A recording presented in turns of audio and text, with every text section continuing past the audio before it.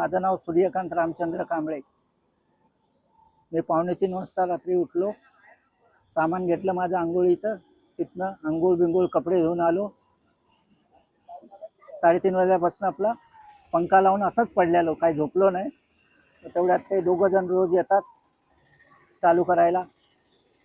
त्यातल्या एकाने बोला पाठचा दरवाजा उघडला आहे आणि ह्यो बी दरवाजा उघडायचा आहे. मग मी आपला इकडेच फिरत होतो. मग तेवढ्यात महाराज आले. 5 वाजता मी बोललो पाठचा बी दरवाजा उघडा आहे, ह्यो बी दरवाजा उघडा आहे.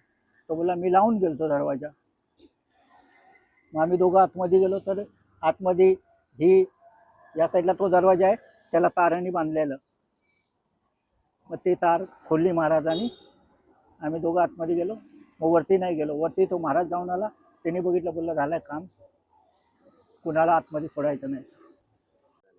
त्यांच्याकडे फोन होता, त्यांनी सगळ्यांना फोन करून सांगितलं.